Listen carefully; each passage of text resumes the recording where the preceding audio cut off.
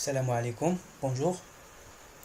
هذه ثالث فيديو في سلسلة الدورة التكوينية في علم المناعة.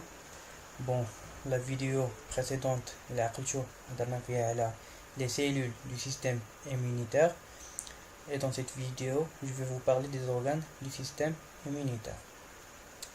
Yalla, on commence. Le système immunitaire qui nous protège des facteurs externes et internes est un réseau complexe d'organes, de tissus et de cellules spécialisées, répartis dans tout le corps, de façon interconnectée et coordonnée. C'est-à-dire qu'il existe une certaine liaison, une sorte de coopération et un travail de groupe dont le but bien sûr de protéger le corps humain contre les facteurs internes et externes. Et donc, dans cet épisode, on va s'intéresser à l'étude juste des organes du système immunitaire. De point de vue fonction, les organes du système immunitaire sont divisés en deux catégories. Les organes lymphoïdes primaires ou centraux et les organes lymphoïdes secondaires ou périphériques. Les organes lymphoïdes primaires ou centraux sont le foie fœtal, bien sûr au niveau ou bien au stade fœtus. C'est le foie fœtal est l'organe qui assure la fonction de maturation des cellules B, mais il est remplacé progressivement par la moelle osseuse pendant la croissance. On a aussi la moelle osseuse et le thymus.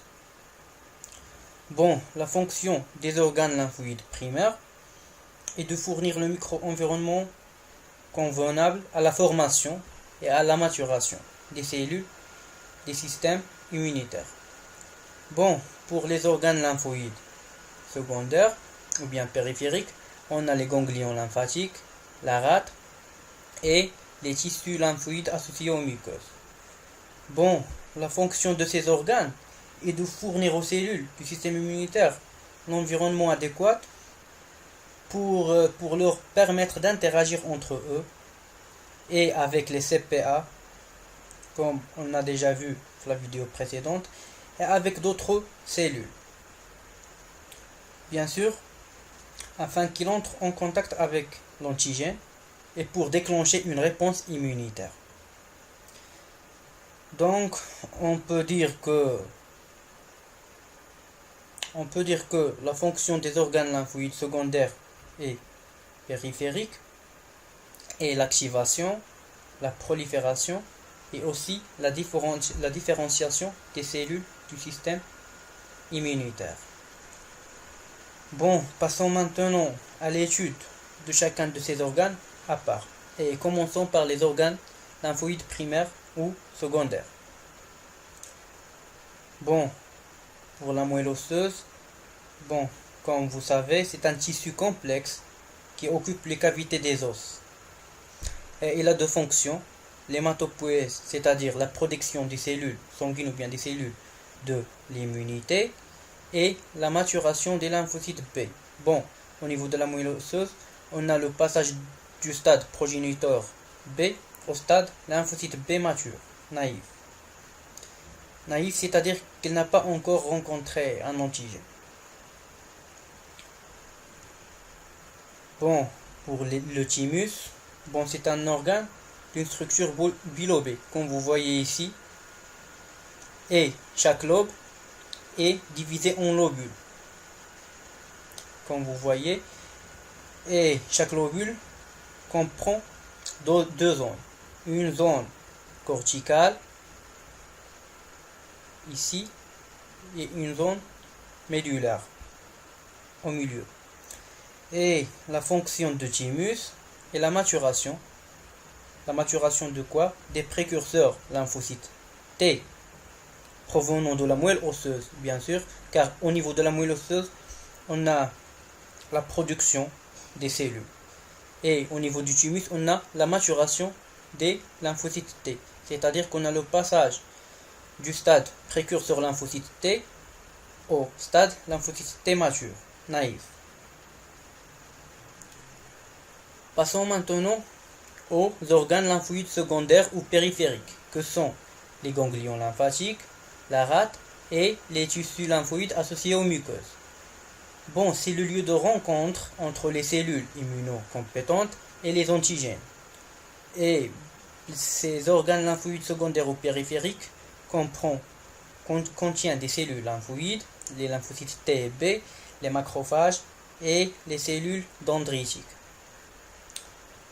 Bon, pour les ganglions lymphatiques, il existe à peu près 1000 ganglions répartis dans différents points de l'organisme. Et les ganglions lymphatiques comprennent la circulation lymphatique et sanguine.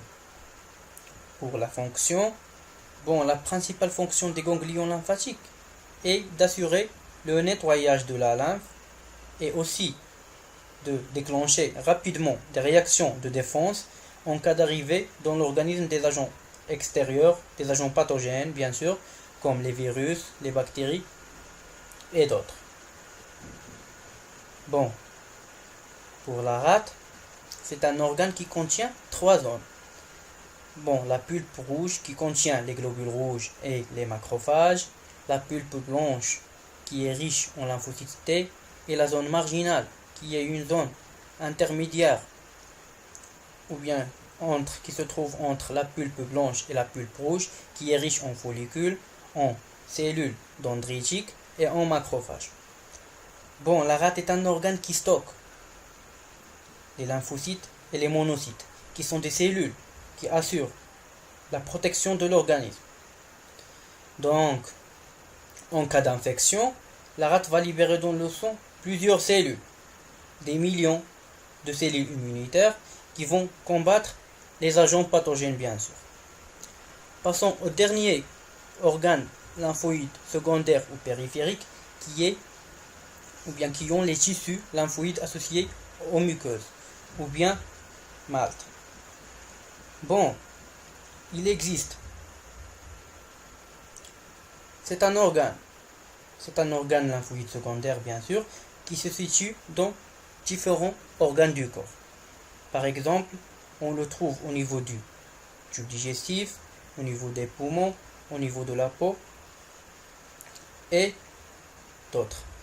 Bon, il existe différents types selon la localisation. Bon, ici j'ai mis 4.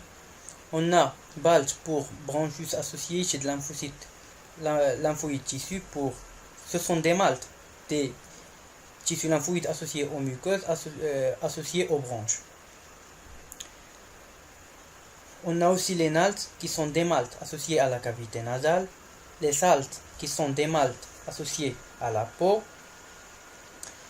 et les LALT qui sont des maltes associés au larynx. Bon, au niveau de ces muqueuses, ou bien de ces tissus lymphoïdes associés aux muqueuses, on trouve des lymphocytes, on trouve des cellules dendritiques et on trouve des macrophages. Bon, les tissus lymphoïdes associés aux muqueuses ont un rôle important dans l'activation de la réponse immunitaire. Ils ont un rôle d'activation de la réponse immunitaire. Donc, au niveau de la conclusion, on va récapituler ce que j'ai déjà dit. Bon, au niveau des organes lymphoïdes primaires ou centraux, on a la production et la maturation des cellules immunocompétentes. Et au niveau des organes lymphoïdes secondaires ou périphériques, on a la rencontre entre l'antigène et entre les cellules immunocompétentes. Et donc, on a déclenchement d'une réponse. On a un déclenchement d'une réponse immunitaire. Donc, toute anomalie de ces organes, comme par exemple, on prend comme anomalie un défaut de production au niveau des organes lymphoïdes primaires, ou bien une anomalie de maturation, ou bien de différenciation au niveau des organes lymphoïdes secondaires, bon, ces anomalies peuvent entraîner de graves déficits immunitaires, bien sûr. Bon, je vous remercie infiniment pour votre attention et rendez-vous pour la prochaine épisode, Inch'Allah, auquel je vais vous parler des antigènes. Bon, n'oubliez pas de vous abonner au niveau de la chaîne, et d'aimer et partager la vidéo. Et bien sûr, si vous avez des questions, n'hésitez pas. N'hésitez pas à les laisser au niveau des commentaires. Bon, je vous remercie encore une fois et rendez-vous pour la vidéo prochaine, Inch'Allah.